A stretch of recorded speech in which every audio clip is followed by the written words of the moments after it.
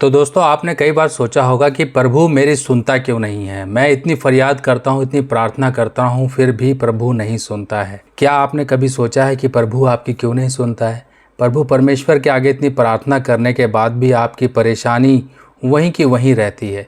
क्यों रहती है? इसके पीछे कुछ मैं आपके सामने लॉजिक पेश करने वाला हूँ, कुछ तथ्य रखने वाला हूँ।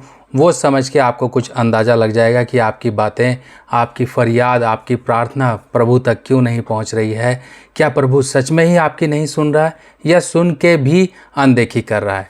तो कुछ एग्जाम्पल समझिए, जो कि है एक डॉक्टर का, एक वकील का, एक किसान का, एक गरीब का, जो कि झुग्गी झोपड़ी वाला है।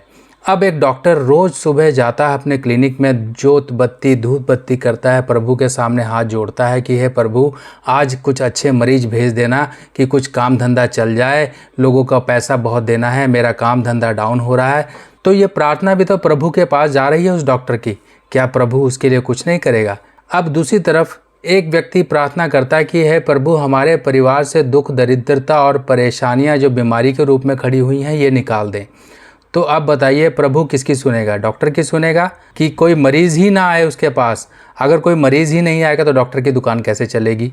आप ये समझ लीजिए। दूसरा एग्जाम्पल है कि एक वकील है। वकील, आपके एरिया का कोई वकील है, आपके कोई सिटी का कोई वकील है, बहुत ही नामी गिरामी है, और आप उस सिटी में रहते हैं। आप प्रार्थना करते हैं कि हे प्रभु, हमारा कभी झगड़ा ना हो, हमारे कभी कोर्ट कचहरी के झंझट ना पड़े। अगर मान लीजिए कोई झगड़े ही नहीं होंगे तो वकील की दुकान कैसे चलेगी? वकील भी तो प्रार्थना करता है, वकील भी तो ऊपर वाले को याद करता है कि उसका काम धंधा चले। और तीसरी तरफ है एक किसान, जिसने अपनी नई नई फसल लगाई है, पानी का कहीं से उसके पास स्रोत नहीं है। वो प्रभु से प्रार्थना करता है कि हे प्रभु, फसल मेरी उग जाए, कुछ परिवार का खर्चा चल जाए, कुछ पैसे आ जाएं, जो कर्जा खड़ा है वो निकल जाए, बारिश करो, मेरी फसल अच्छे से उग जाए। एक तो प्रार्थना ये है। दूसरी तरफ एक झुग्गी झोपड़ी में रहने वाला गरीब इंसान, वो कहता है कि प्रभु, बारिश मत करना इस बार, क्योंकि मेरी झोपड़ी टूटी हुई है, हमारा रहना मुश्किल हो जाएगा। तो बताइए, प्रभु किसकी सुनेगा? आप खुद ही इन चीज़ों से सोचिए कि प्रभु क्या आपकी सुनता नहीं है? देखिए, प्रभु के पास सभी की प्रार्थनाएं जाती हैं, और प्रभु को पता है कि किसको कितना देना है, कब देना है, कब नहीं देना है। और यही सब चीज़ों के लिए और एक लाइन भी कही गई है कि तू कर्म कर और फल की इच्छा ना कर। अब फल की इच्छा ना कर, क्यों फल की इच्छा ना करें? क्योंकि हम तो कर्म करने के लिए ही पैदा हुए हैं।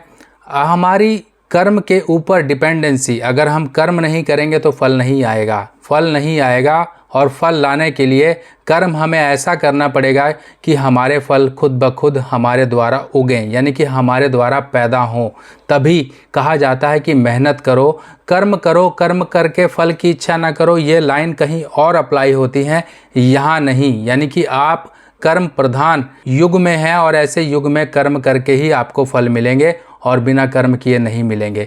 प्रभु आपकी सबकी प्रार्थनाएं सुनता है। आपको क्यों नहीं मिलता है? क्योंकि कुछ चीज़ें जायज़ होती हैं, कुछ चीज़ें जायज़ नहीं होती हैं।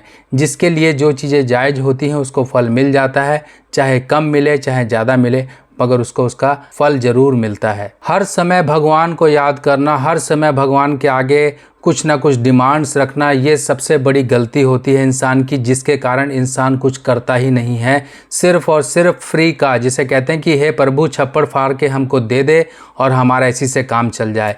ऐसा ही सोच, अगर इंसान ऐसी सोच रखेगा तो जीवन में कभी भी उन्नति नहीं कर पाएगा, जीवन में कभी भी नहीं बढ़ पाएगा।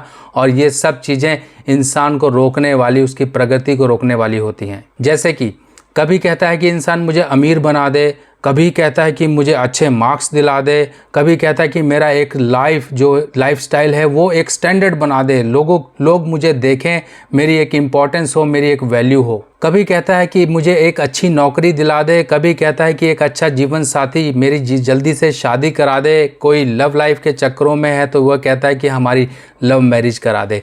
अब ये सब चीज़ें, क्या आपको लगता है कि आपने जो प्रार्थना की है, जो आपने सोचा है, क्या वो बिना कुछ कर्म किए ही पैदा हो जाएंगे? एक चीज़ का हमेशा ध्यान रखिएगा कि गाय दूध देती है, गाय दूध देती है, ये कहा जाता है कि गाय दूध देती है, पर इतना ध्यान रखिए, गाय सिर्फ दूध नहीं देती है। गाय का जो दूध है वो निकालना पड़ता है, यानी कि उस दूध को निकालने के लिए आपको कर्म करना पड़ेगा। बिना कर्म किए आप ना ही अच्छे मार्क्स ले सकते हैं, बिना कर्म किए या बिना मेहनत किए ना ही आप अच्छी जॉब पा सकते हैं। किसी भी चीज़ में आपको अपने सेल्फ एफर्ट्स और वो भी सिंसियर एफर्ट्स ही डालने पड़ेंगे, तभी कोई चीज़ें मिलेंगी। जब आप कोई काम करोगे, जब आप कोई मेहनत करोगे, तब की जाने वाली प्रार्थना आपके ऊपर वाला भी सुनेगा। क्योंकि आप बिना मेहनत, बिना कुछ सिंसियर एफर्ट्स किए ही आप चाहते हो कि आपको आसमान से छप्पड़ फाड़ के चीज़ें मिल जाएं, और ऐसी प्रार्थनाएं कभी भी स्वीकार नहीं की जाती हैं। क्योंकि आप अकेले नहीं हो प्रार्थना करने वाले, इस दुनिया में कितने लोग हैं, सबकी प्रार्थनाएं बारी बारी इतनी ढेरों प्रार्थनाएं, सुनने वाले सिर्फ एक, वो भी प्रभु परमेश्वर। इतनी प्रार्थनाओं को कैसे वो पूर्ण करेंगे, आप खुद ही सोचिए। तो थोड़ा सा ऊपर वाले का बर्डन भी कम करिए, और अपने ऊपर जो बर्डन, अपने ऊपर जो आपने बेमतलब की, जिसे कहते हैं कि सुस्ती और कामचोरी जो आपने अपने अंदर बिठा रखी है, उसको निकाल के बाहर करिए। क्योंकि एक कहावत भी है, नो पेन नो गेन, यानी कि जब तक आप किसी तरह के एफर्ट्स नहीं करोगे तब तक आपको कुछ नहीं मिलेगा।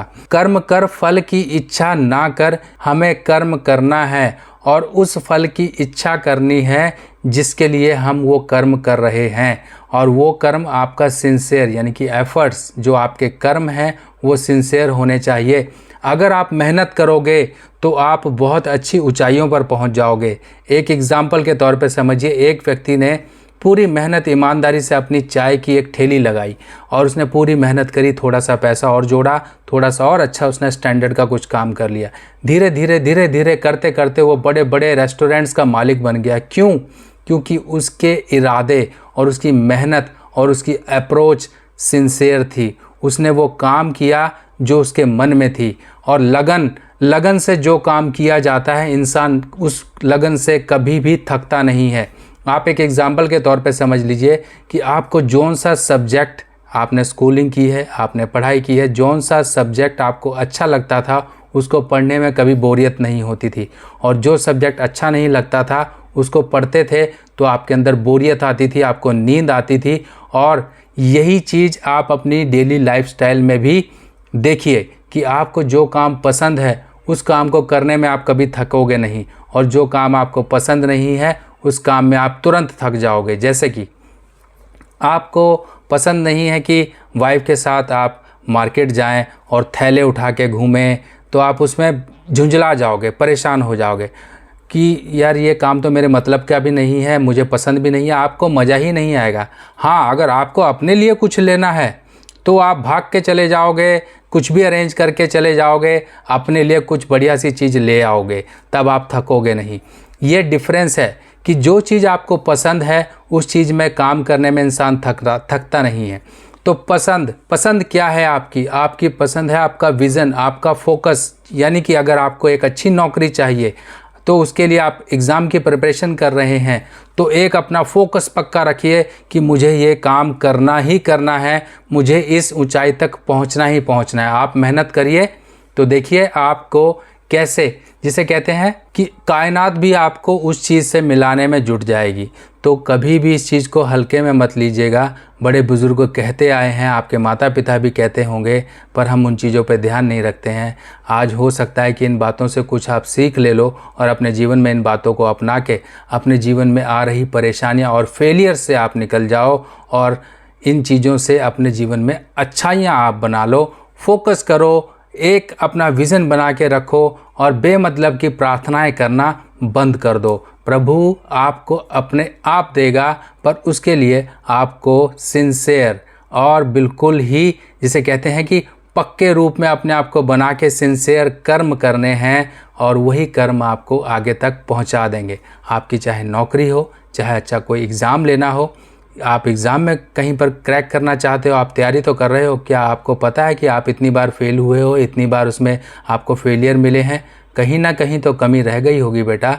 आप वही कमी को पूरा करिए और आप उन चीज़ों को पाइए। आप चाहते हो कि मैं एक बड़ा पैसे वाला इंसान बनूं, बस सोचते हो, बस आपके अंदर ये सोच है कि आपने कोई कर्म किया, कि आपने पैसे बचाना शुरू किया, कि आपने कोई अपने फाइनेंशियल प्लानिंग शुरू की, कि आपने कोई इस तरह से स्टेप्स लिए कि आपका काम हो। सिर्फ सोचने भर से कुछ नहीं होता। सोचना यानी कि सोच यानी कि एक अदृश्य चीज़, वही अदृश्य चीज़ आपकी इच्छाएं हैं। अगर वही इच्छाओं को आप प्रार्थनाओं के साथ जोड़ के ऊपर वाले के साथ फरियाद करोगे तो वो कभी भी पूरी नहीं होंगी। जितना आपको मिलना है वो आपको मेहनत के बल पर ही मिलेगा। तो दोस्तों, ये जानकारियाँ और इन सभी चीज़ों को अपने जीवन में उतारिए और आप अपने जीवन को अच्छा बनाइए। बाकी मिलते हैं और जानकारी के साथ नई वीडियो में। तब तक के लिए अपने सुभाष भाई को आज्ञा दीजिए। नमस्कार।